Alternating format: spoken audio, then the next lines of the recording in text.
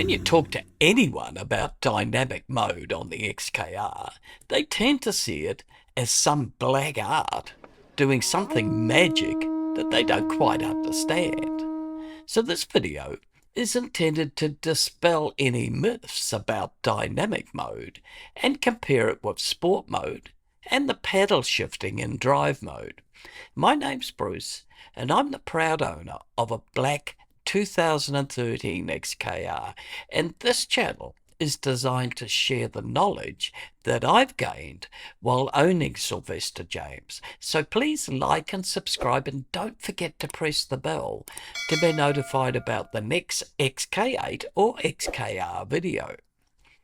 The official explanation of a dynamic mode is dynamic mode coordinates the vehicle's control systems to deliver a high-performance driving experience. Whoopee.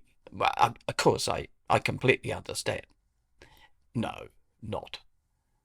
The actual changes in dynamic mode are that the XKR will accelerate quicker, and its handling is improved. The most immediately noticeable change, though, is the exhaust sounding more aggressive. According to Jaguar, the dynamic mode gives better stability on snow and wet surfaces. Something I've not tried, as it doesn't snow in Sydney, and nor does Sylvester want to get his toes wet. So those are the changes. But what actually happens? The suspension stiffens, which means there's less body roll. The steering's sharper, and it reaches maximum throttle with only 2/3 of the pedal depression, and the car holds gear longer. The exhaust note is louder because the exhaust valves stay open so that all 4 pipes are in use, and 2 are bypassing the back box. As far as the suspension goes, you're not necessarily going to feel it any stiffer because the XKR is quite stiff anyway, and the difference is much more noticeable on the non-supercharged XK model than it is on the XKR. So that's dynamic mode. So what's the difference to sport mode? In sport mode, the gears are also held longer and the kickdown is quicker. So if you just want to pull away quicker, sport mode's the way to go. And now the obvious question is, what happens when you select both sport and dynamic mode together? Well, hold on to your hats and don't press the throttle too hard. You'll just get tyre spin. But selecting both modes is the best for those winding country roads, but fuel consumption will escalate. Of course, you already know that sport mode turns off the automatic changes. Well, that's a bit of a myth, and it needs dispelling. And really, sport should be considered as a sport auto mode. If you don't use a pedal, it'll just shift for you, as it would do in drive. But as soon as you do use a pedal, the transmission will go into full manual, and you've got full control of the upshifts right up to the rev limiter. Then the transmission will change up for you.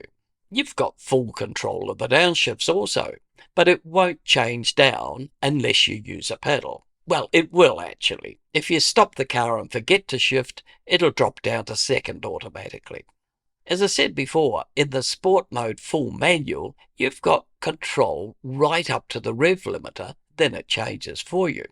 But if you're in both sport and dynamic mode, you need to be fully aware that the transmission will not change for you, even if it reaches the rev limiter. However, the gear indicator in the instrument pod will grow amber, so that gives you a good indication, so beware if you're using both sport and dynamic mode. And finally, I'd like to talk about the paddles in drive mode. If you use a pedal while in drive mode, the transmission goes into a sort of semi-manual mode.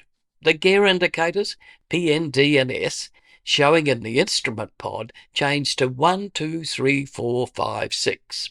And for all intents and purposes, you now have full gear change control, as if you actually were in sport mode.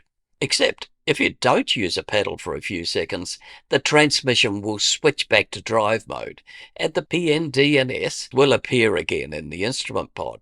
Also, while in that semi-manual mode, if you hold the right-hand paddle, the transmission will change back to auto for you immediately. In my mind, the various options give you the best of both worlds between auto and manual, except of course with the loss of potential power from the torque converter, but with 500 brake horsepower, most of us won't notice. Let me know in the comments below if you've got questions about your car that you'd like me to cover. I'd be happy to produce a video to help you with those issues. I hope this video has helped you understand dynamic, sport and paddle shifting in the XKR. Please like and subscribe, and don't forget to press the bell to be reminded about the next video. Keep watching this series of tutorials. The next video will be about the settings controlled by the left-hand stalk on the steering wheel. Thanks for watching.